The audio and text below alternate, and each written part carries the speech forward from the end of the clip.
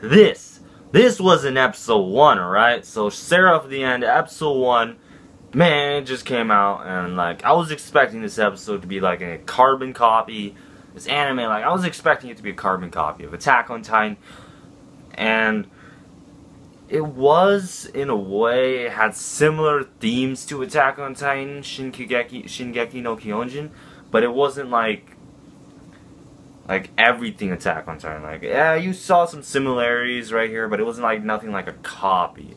But it was an interesting episode, yet they left a lot of unexplained stuff that I hope that they can eventually explain, and apparently, due to rumors, this anime is only supposed to run for like 12 episodes, and then you have a second season in the fall with the remaining 12 episodes airing. Like, I don't know. If they do that, they might rush it, they might not rush it, but like, this episode left me with a lot of unexplained answers that hopefully, I'm hoping, should be answered by the next episode. So, basically in this episode, we have our main character, or characters. We have our character, well, the main character is Yu Ichiro. He's an orphan. He came into the orphanage. He's like this guy who's like, we have a virus, alright? So like, apparently it's a man-made virus, and people are like dying out of nowhere, like coughing up blood and just like dying. And I find it pretty funny because, like, usually viruses spread. Not just like, boom, you're dead. Boom, you're dead. And you're dead. Oh no, you're dead too. Oh yeah, you're dead. Not like that. Like, usually viruses take time to spread from person to person before eventually everyone's affected. But apparently, in this anime, like, everyone is affected at the first time, and yeah. And then we have our main character, Yu. Him and his friends, Mika, Akane, I don't even know the rest, alright? But like, these are orphans, and they try to escape. They didn't try to escape. They ran from the orphanage, and like apparently this virus only kills people who are over the age of 13. What the fuck? That's like really stupid. And then all of a sudden you get vampires coming out of nowhere, just like, foolish humans, you killed yourselves. Now we'll be taking your children and treating them like livestock. And that's basically what they were doing. They were taking these children, calling it protection, when in fact they were just taking their blood and using them as livestock. They're treating them like animals. Like, hey, like, you know how farmers are? They have cows and pigs. They're like eating cows for beef and milk and pigs for bacon. Yeah, that's basically what the vampires were doing, except they were doing it to humans. And they called it protection. Like, anyone under the age of 13 was like taken care of. But I find it weird that all of a sudden this virus just came out of nowhere. Like, did the humans really make this virus? Or was it the vampires? And I know that this is just episode 1, and a lot of things are going to be more explained later on. I get it. But this episode was nothing. It was really epic, but it was also at the same time nothing. So let me explain into that. We have our main characters.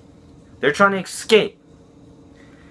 And Yu and Akane and Mika, which are basically the 3 main characters, important characters out of all those orphan kids, they try to escape.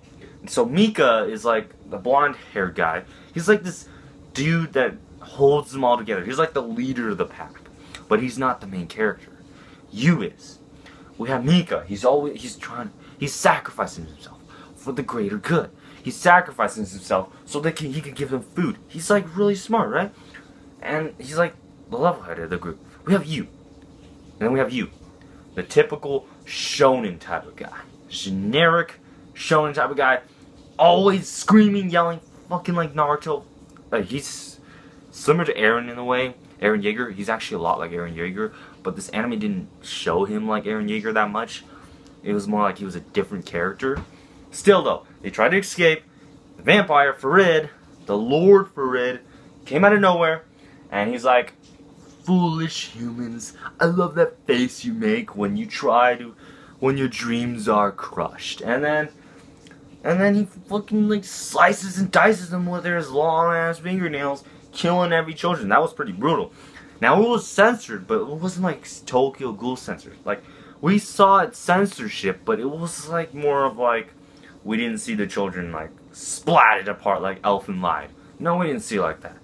But still, like, that was pretty sick and an epic scene. Like, he was like, oh, and then all of a sudden, I'm died. I'm like, holy shit, like, yeah, it was epic, alright? And then, Michaela is his actual name. It's kind of weird, because, like, that's kind of a gay girl name. And he's like, he sacrifices himself and, like, gives you the gun that he stole from Farid. And, like, he's like, escape, run away, you, run away.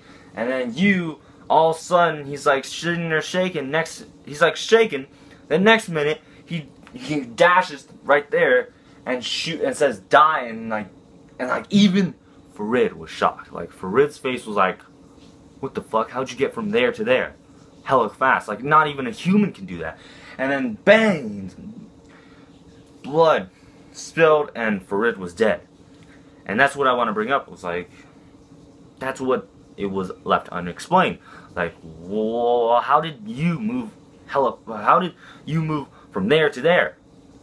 So he's got to be like a hybrid or something. Like, he's got to be a half human, half vampire. Like, I was expecting him to like bite his hand and turn into this big ass titan, but like, he's obviously going to be some like half vampire, half human type of thing. Like, he's obviously some kind of mix, right? Like, because like in this anime, like at the beginning of the episode, they showed a flashback of him when he first joined the orphanage, and like Mika and all the other orphan kids were like trying to make friends with him. He's like, my dad tried to kill me, and my mom called me a demon child before she killed herself. So that actually kind of connects to the point where the theory I'm kind of making is like, he's a half vampire, and he actually showed his power, but they didn't know. But he didn't know. He didn't know. They saw it. They were frightened, but he didn't know that he was a half vampire, half human. Like, maybe Farid saw something that we didn't. Like, maybe Farid saw his face turn into like that of a vampire, and like he shot him and like died. Like, we don't know, right? But all we know is that it's possible that he's a half vampire, half human, like Kaneki, who's a half ghoul, half human, or Eren, half titan, half human.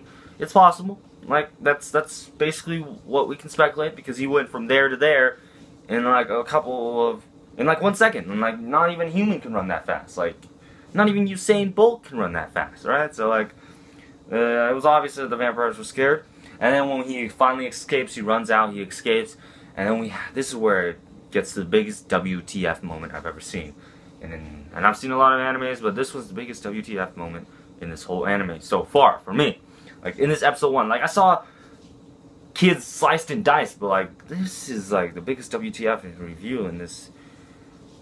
Episode 1 was like, when he comes out, like, these people, they're like, join us to exterminate the vampires. The prophecy said, it's prophecy. Is it possible that he is predestined to save mankind? Possibly. But like, I find it like, there was this man, and then he had his 2 subordinates. They all looked like they were at least 16, 17. And at least an adult over the age of 18. And at the least they were like 17 or something. But the virus states that anyone 13 and younger is safe, but anyone over the age of 13 is automatically dead by this virus. So what the fuck? Is these guys have vampires too or something? Like, only vampires are not affected, so maybe these people are vampires too? And then you saw the preview for the 2nd episode, and you have like a whole school of these people. Like, what the fuck? Alright, this episode, obviously a lot of shit happened, and it was a pretty good episode. Pretty epic, some epic scenes. Nothing really special with the music, but the art and animation was pretty good. And I'm interested to see more of this anime and have my questions answered. But it was actually a pretty interesting start. I'm gonna admit it was a pretty interesting start. And Wit Studio is the one that did Attack on Titan. They did this, so the art and animation, I was expecting it to be good, and it was pretty good. But yeah, it left a lot of unanswered questions, and it was a pretty weird. Like, how the fuck do you have people who look like they're fucking seniors in high school when anyone over the age of 13 is dead? Like,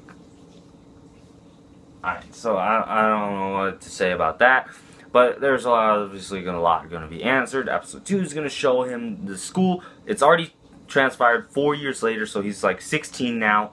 He's 12 at the beginning of episode 1, and now at the end when they fast forwarded, he's 4 years later. He's 16 now. So I'm obviously going to keep reviewing it. I might review the manga, but I have, like, again with Food Wars, Shokugeki no Shoma, I have to catch up on the manga. So, if you guys see a manga chapter review of Seraph at the end, then you know I caught up. But if you didn't, I didn't. So that's all I have for this review. Let me know what you guys are first impressions of Seraph at the end are. Did you like it? Did you not like it? What are your theories of this episode? Comment it all down below. And if you're new, go ahead and subscribe. You can stay here and meet me, Kevin Ambrose, everybody's favorite Asian. I'll talk to you guys later.